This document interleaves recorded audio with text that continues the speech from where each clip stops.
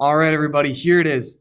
Your final activity of the third trimester. Your last activity of the entire year for math. And it's another I Spy activity. This time, we're going to be looking for three-dimensional figures. And so first off, looking at the directions, we're going to make a copy of this document. That way we can edit it and put our own information on there. So I click Make a Copy in the top right corner.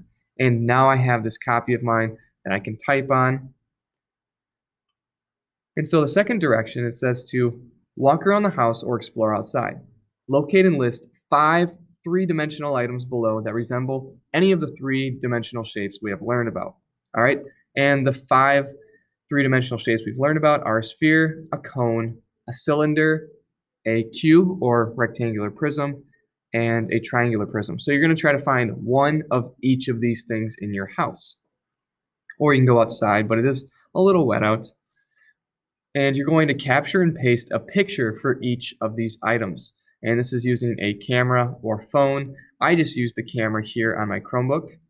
All right, then you're going to measure the length, width, and height for the triangular and rectangular prisms and cubes with a ruler or tape measure. And this is going to be in inches or feet.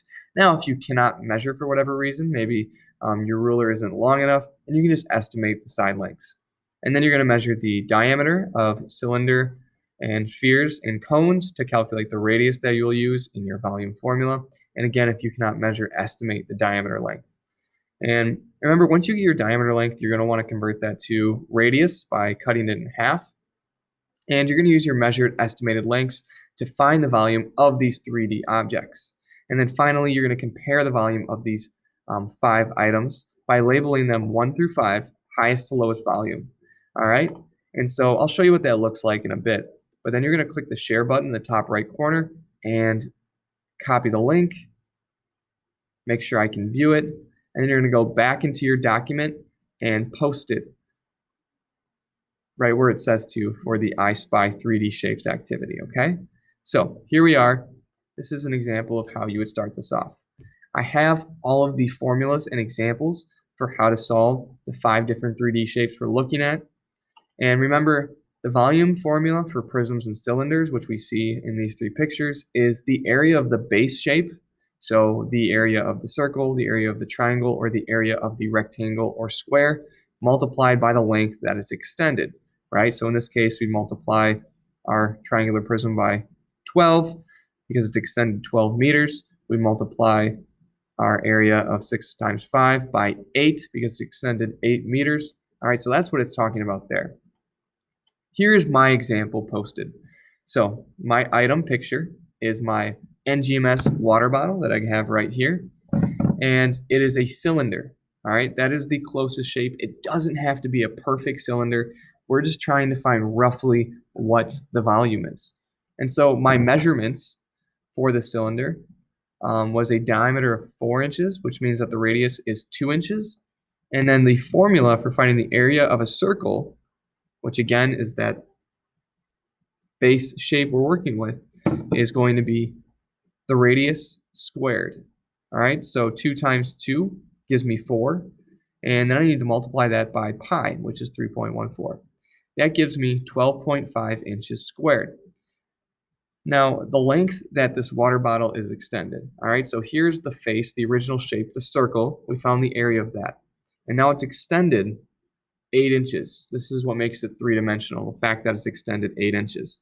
So I'm going to take my area and multiply it by the length that it's extended, right? My area of base multiplied by the length that's extended.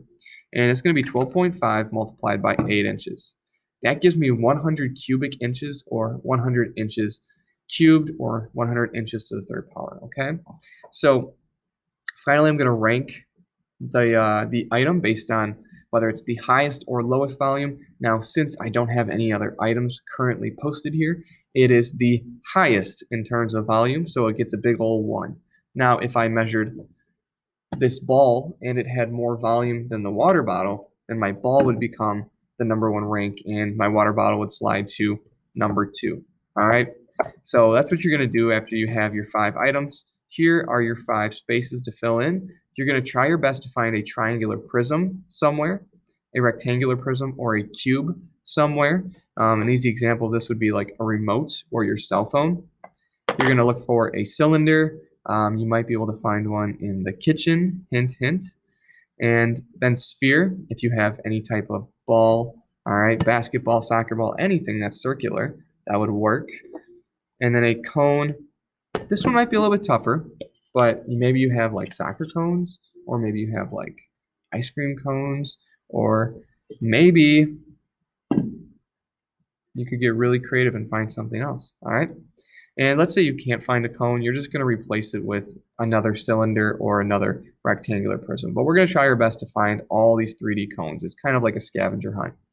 You're going to put the item name, the picture, the measurements you use to calculate the formula for volume, and then put the actual volume here. All right, again, my example is ranked up above, or shown up above.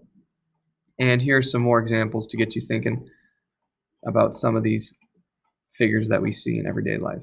All right, so fill in the table here, and once you're all done, you're going to go ahead and do that final step of sharing, post it in the document, and you're all good to go. Thank you so much. Have a wonderful rest of your year. It was a lot of fun with you all. I hope you enjoyed these I Spy activities, getting out, measuring, calculating. All right. Please let me know if you have any questions or comments. But again, thank you and nice job this year.